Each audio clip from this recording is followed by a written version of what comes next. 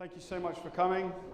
My name is George McDonough. I am CEO of KR1. You probably all know a bit about it, but just in case, we're a listed company on the NEX exchange that has a basket of hopefully very well selected tokens, and our share should move with the value of those tokens. So if you want an interesting way to get into the space, a way that if you are trusting us to do the due diligence and to know the token space well, then it's a very good way of getting access to the space. We have some amazing people for you this evening. Our first speaker is Ryan from a project called Foam. We're very proud to have been their first investor, one of their first investors, many months ago. And in that time, they've really begun to show the huge distance that they've come from their initial thinking through to where they are today. But I'll let him tell you all about it. So yeah, once again, thank you all so much for coming. All right, everyone. I'm co-founder and CEO of a project called Foam. Is it okay with the mic feedback? Okay. Foam, we're working on a spatial protocol for secure localization and location verification, specifically for smart contracts and blockchains. Foam is a horizontal solution that any kind of vertical or application would be able to hook into. So it's a shared location standards are needed for not the future of mobility, sorry, the future of all industries. And we're trying to do this for something that can be interoperable, power consensus-driven mapping, allow location awareness across different verticals, and provide an open standard that is both scalable and fault tolerant. So we see Foam as affecting a number of different industries and verticals, such as mobility, supply chain, location analytics, the Internet of Things, especially when it comes to data provenance, where did this data come from, just different kinds of data markets, as well as also insurance.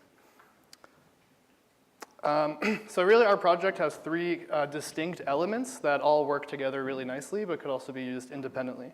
The first is called the Crypto Spatial Coordinate Standard. So this is about bringing location encoding standards into smart contracts. So there's a way to speak about location and space within the actual blockchain itself. The third on the right is called the Spatial Index Web App, which is a general purpose visualizer. So if you encode location in your blockchain, you would then want a way to interact and visualize that. So the spatial index is kind of like a cross between a Bloomberg terminal and a Google Maps, and it's a custom blockchain visualizer that's also general purpose, so it can be used also by any blockchain application.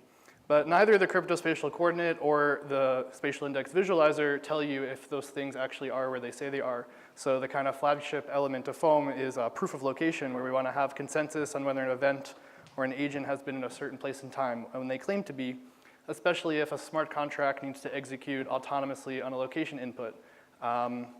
If there's any money or value at stake, people will be incentivized to lie about their location. So I'm going to first introduce the first element, the crypto spatial coordinate. And the number one problem it addresses is there is no blockchain location standard. So we want to introduce an open and interoperable standard for location within smart contracts. And by that, I mean that we want smart contracts to be able to claim a unique identifier key, such as the one displayed here. This is an aerial shot of our office in the Brooklyn Navy Yard. It's called the New Lab in New York. And this number here is kind of a unique identifier it could claim that from this you could derive location and a smart contract, and I'll explain how. So most people kind of think as location as already a solved problem, and it really isn't. There are billions of people in the world that don't have postal addresses, and even billions more square meters of land on the earth that don't have an address either. So you can see that there are different kind of standards already out there today, such as a postal, which everyone's familiar with.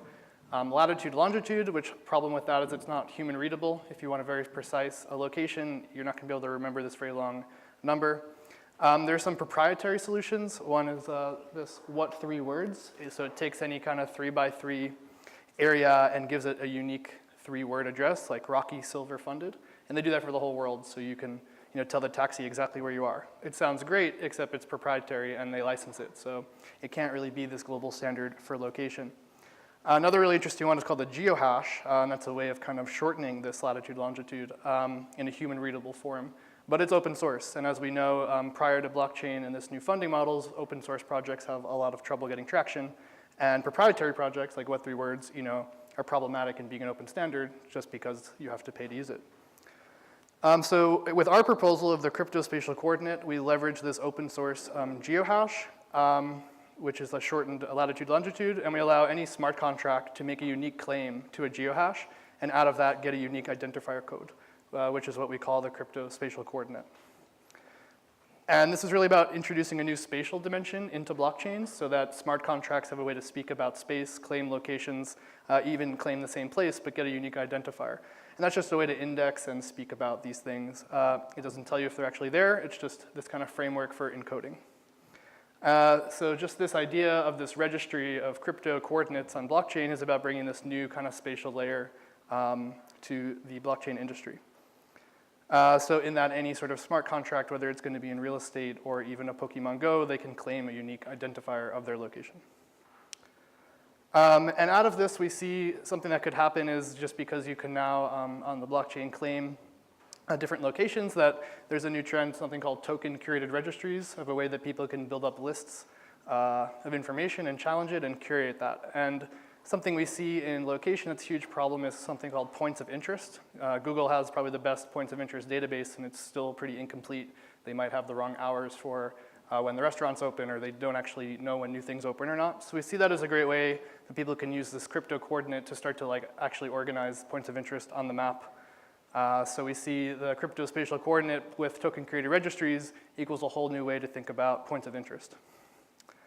So the first element was about encoding information, but if it is encoded this way, we want a way to then visualize and interact with it. So this is a spatial index web app. It's a full stack visual explorer for geospatial smart contracts. So if any smart contracts adopt this open location standard, you can now index it and visualize it. I won't go too deep into this, but this is kind of the architecture of the spatial index. It's a general purpose web app. It was written in a functional programming language called PureScript, which compiles to JavaScript in the front end. So we built a PureScript Web3 library. So this is a React web app. You can interact with it with MetaMask and Uport. I'm going to demo it at the end of the presentation. And it has a backend with Kubernetes, a RESTful API, and it's written in Haskell, and it's a way to index the blockchain and feed it to a front-end application so you can visualize and interact. So that's kind of like a screenshot of what I mean. So if you have all these different smart contracts claiming location on the blockchain, the architecture of the spatial index can read the blockchain and feed it to a front-end visualizer. So you have a way to then explore, interact, and understand what any of these location contracts might mean. And the spatial index is general purpose. So we have an open API. You can go to our developer portal and start to build any application you want and skin it for your own purpose. Just an example of a dashboard from that. But really then the main kind of project, as I mentioned, is proof of location. So sure, you can claim a location now. You can then visualize it, but how do we actually know if it is where it said it was? So with proof of location, we want to have consensus on whether an event or agent was verifiably at a certain point in time or space. And the way we're approaching this is through synchronized clocks and triangulations. And by that I mean the way GPS works is through synchronized clocks, and if you have at least 4, through time of difference of arrival, you can learn your location. So we want to encourage an alternative to GPS that's privacy preserving and based on the kind of ground, and is a way that you can also speak back to it to verify it.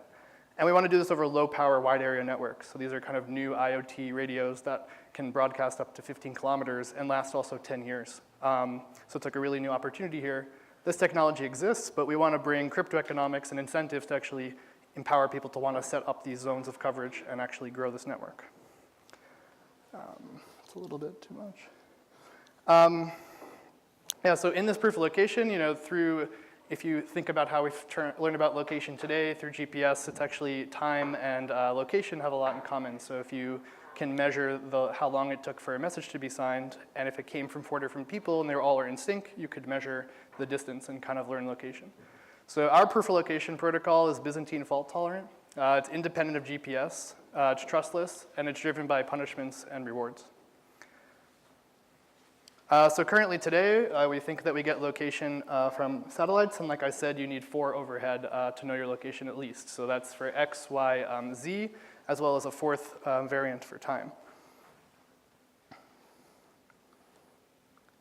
So for example, in our system, we would want to encourage ground stations of these beacons to be set up and on and available and in sync. And that sort of kind of the radio physics sense, the way location is determined is the same way. If you have at least 4 nodes in sync and you can measure their signed messages with timestamps, you could localize yourself. So these actual beacons that we want people to deploy or run, which we call zone anchors, they would basically be sending out signals and try to connect with each other. They can then synchronize their clocks and then form what we call a zone. A zone is an area of local coverage, so it needs at least 4. And this zone would be in sync, and it would be on, and it would be available for customers, location customers who want to produce what we call a presence claim about where they've been for their application. And these zones are backed by token bonds that they promise to be on and available. They offer service level agreements for how long they'll be available, and they're checked for fraud so that you could potentially rely on them for location and be able to challenge or check them at any time. So I mentioned earlier, we're most interested in these low power wide area networks. It's kind of a new category where you have both very long battery life and also very long range. The chip that we're interested the most is one called LoRa. It's about 3 years old. It has a lot of traction. There's a LoRa consortium alliance with companies like Cisco or Bosch, and it's permissionless to deploy, just like a blockchain. So if you want to deploy a network with LoRa, you don't need to pay any sort of royalty fee or fees to the chip manufacturer. You're free to use it as you wish, and so anyone can deploy a LoRa network just like anyone can deploy their own blockchain. And these kind of networks can then synchronize their clocks. They have different zones of coverage, and you can determine your location from those radio signals. This LoRa chip already has really big communities out there called the Things Network, and these are kind of open source hobbyists who are running these radios in their cities to provide free coverage. So here in New York, there's actually 13 gateway nodes covering the city that people just set up themselves. But if you look in Zurich, there's actually 150, and Zurich has 1,000% coverage of this radio. And these people are just doing this as like a hobbyist or interest. And so we want to bring kind of cryptographic economic incentives to actually encourage even more people to run this kind of hardware and also give a monetization strategy to these hobbyists. And we see them as kind of the first zone operators who can start to seed our ecosystem.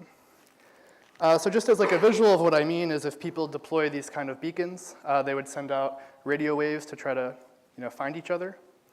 Once they do, they can basically form a zone and synchronize their clocks. And basically say, okay, we are this zone, we're backed by this value, and we're in sync, and so you can trust us. We're checked for fraud, we're now on and available. And so when then a customer comes around, let's say it's an Uber driver, and in their app, they need to verify where they are for that app's logic, they're able to send out requests to these zones like, can you sign my transaction of where I've been in a way that you can't do at GPS, because I can't talk back to GPS and say, can you verify I've been here so I can show someone else? There is no proof of origin. So that's kind of what we're trying to solve. Yeah. And so the system is driven by the Foam token. It's used as a staking token for collateral against these service level agreements that zones will be using to offer location services. It's an incentive mechanism, so new tokens are minted over space. What I mean by that is in Bitcoin or Zcash, if you know the token supply, you could probably reason about what year it is. It's distributed over time, where we want to use our token to incentivize the expansion of the network coverage. So the mining reward will be higher in a place where no one has been set up yet. So there's always an incentive for people to try to expand the coverage. And then it's also used as a slashing condition. So that's punishment. If the verifier finds out the zone has been lying, it's been faulty, it's not where it says it is, they can lose this collateral and this bond. The optimal use of this token is to be providing work to the network. And if you're not bonding it, you're not getting any new tokens, then you're losing your kind of share, you're losing your stake. Yeah, so we see Foam, like I said, as this kind of horizontal infrastructure that any kind of application could hook into. Here's some information about our team. Like I said, we're based at the New Lab in the Brooklyn Navy Yard. Really great place to be working on this project. We're doing some prototypes, innovations there. And so we're really excited about this to partner with different projects on proof of location, proof of concepts, et cetera. So I think I have some more time, and I'd like to demo the Spatial Index web app.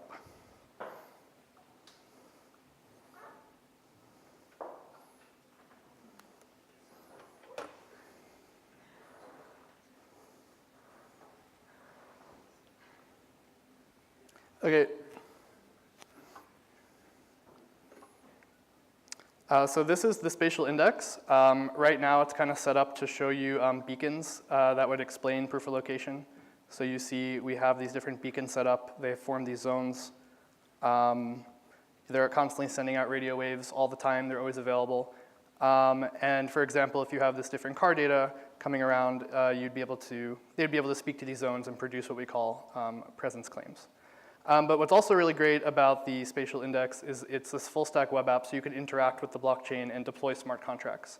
So as an example, let's maybe do one in London where we are.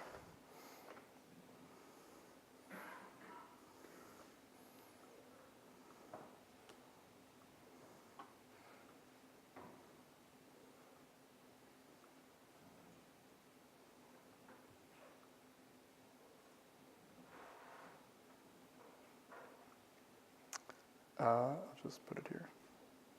So I want to deploy now a new smart contract. I can click a location, tells me its latitude, longitude, it forms its geohash. I'm going to name this beacon KR1, and I want to now deploy this beacon. Right now, obviously, there's no physical beacon there, but like I said, the spatial index is general purpose, so I could just as well be deploying a CryptoKitty, and I want to give it a home. It's just general purpose tools. So here I want to deploy this beacon at that location. MetaMask would pop up and ask me to sign it. I would submit it. And then you can go to Etherscan. So this application is currently running on the Rinkeby test network, if you're familiar. Anyone can test it out now on beta.foam.space. But you're going to want to deploy that beacon, wait for it to mine. It'll then automatically show up on the application. And if you look at what was actually the function of the smart contract I issued, it was deploy beacon with a certain number of bytes of geohash and a string, and out of that, it gives it its cryptospatial coordinate address as well. But the other part we're really excited about that's kind of more exciting than, in my opinion, MetaMask is an app called Uport. Uport is a self-sovereign digital identity tool on your phone so that you can manage your Ethereum applications and sign transactions. So while we're waiting for that other one to finish mining, I'll deploy another, and I'll use Uport to sign that one.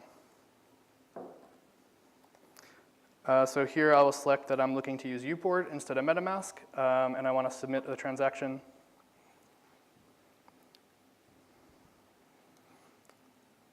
And so here I have this Uport identifier on my phone. That's my private key that I only control. And so I want to scan this QR code. And I basically prove this transaction. I have a new iPhone, so I can sign it with my face. And now that's also mining. And so when that goes through, the other one should pop up as well. So yeah, that's kind of the demonstration of the spatial index. And hopefully those beacons will pop up soon. And that's it. So yeah, thank you everyone, and I'm happy to answer any questions.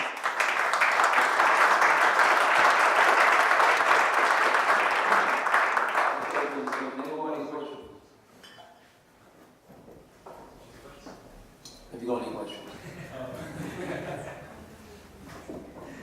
You mentioned you want to incentivize people having beacons and setting up.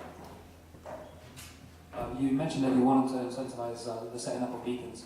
Do you have a standard for these beacons, or is there a set of instructions as to put them together? Yeah, so the time synchronization protocol we've been working on is actually radio agnostic, as well as the token economics. But like I said, we're most interested in this LoRa radio. Yeah. So we're working now on that proof of concept, and would then tell people the specifications. And there's so many unknowns in this that with no matter how much money or time we had, we could never solve this ourselves. We need a kind of coordination of many people testing this. So yeah, we would definitely share the specifications. And then the ultimate vision is different zones could be using different radios.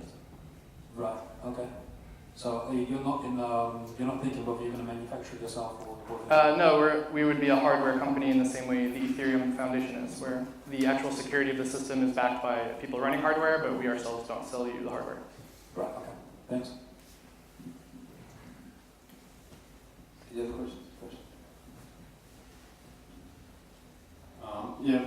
Just interested with the, so you obviously have some incentivization going through the Ethereum network, but then the actual beacons and how the locations are identified and the actual network of the, identifying the location. So how is that managed? Is it like separate infrastructure? No, it's just through this time synchronization protocol. So the protocol doesn't have absolute position. It just works in geometry, so you could run it on Mars. So it doesn't tell you if you're in New York or if you're in London. But each zone can kind of determine the geometry of its own network and where all the nodes are in its own network. And it's fault tolerant, so it could withstand up to like 1/3 being faulty or dying out. And then any entity in the zone that wants to speak back to it, they can determine their location relative to that zone. But if we then incentivize enough, you have this kind of rigidity across, and you could eventually get something equivalent to absolute. But what I mean is, what is the layer? Where is the communication happening? Oh, I see. Yeah, so I didn't go into this in this presentation, but basically we see every zone as kind of like a side blockchain or a child chain that all they do is over radio waves synchronize their clocks, and they run this Byzantine fault-tolerant time sync one. It's self-stabilizing. They know when they have to resync again to account for clock drift, and that's all over radio. But then they share a state machine, and they need to vote on are we in sync or are we not in sync. And we imagine they'd be running this on Tendermint Core, which is a consensus algorithm. And then the entities who want to pay for a location claim, they also do this over radio. But there's this notion of like this parent chain or root chain, which imagine it is Ethereum. So these zones, they stake their token there, and they sign this service level agreement to get access to be a validator on this subzone. And the customers themselves like put what they want to pay the people on this root chain, and so they ask for the location claim over radio, and once it's been verified and approved, their deposit goes down and the payment goes to the zone. And sorry just for abusing the microphone, but just the final one. What is the government take on it? So I know like GPS is basically a military grade system to identify locations. So have you had any sort of concerns in that space in terms of compliance and? No, I think if you look now, like articles like in Wired, there's like a lot of kind of mindshare growing on the vulnerabilities of GPS. It's susceptible to cyber attack. It doesn't work indoors, underground. These low power wide area radio networks, at least in the US, work on ISM bands. So you don't need any sort of license to deploy them. So it's permissionless. It's very low power, low throughput. It's not really disrupting anything. So no, we don't anticipate an issue there. At least in US, it's actually more limiting in Europe or Australia what you can do on the radio spectrum.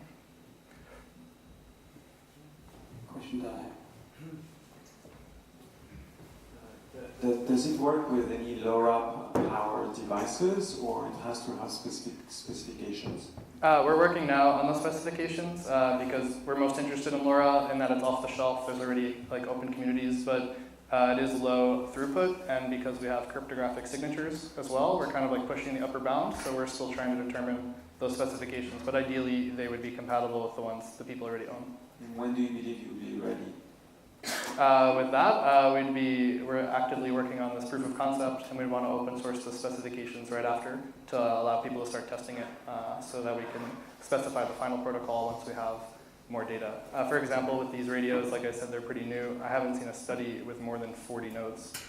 They got 4-meter accuracy, but they said if you added any more, it'd be too expensive. So, we need to know what accuracy or precision you could get with 500 nodes or something. We're deploying 10,000 of them in Thailand in September. You are? If you're interested. Sure, definitely interested. 10,000, all right. Thumbs up. Good deal. Any more questions? There's one at the back.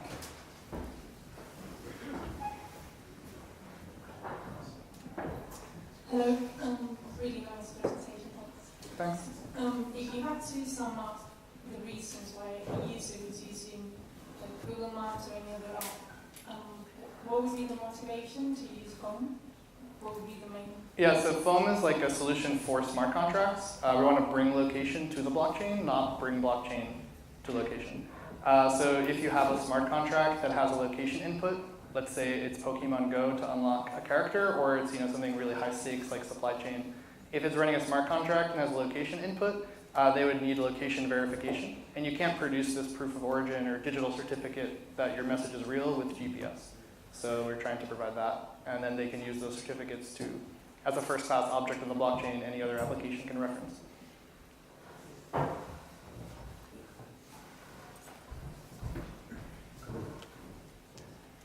Have you approached the Ethereum Alliance or the Ethereum Foundation? Yeah, we're members of the Enterprise Ethereum Alliance. Okay. We're part of the supply chain working group. Are you thinking about being part of the next ERC standard or something? Actually, yeah, we have been in some talks about the crypto spatial coordinate potentially being EIP, but it's not an immediate priority. Yeah. Okay, next question. How gas price can influence your viability of this technology?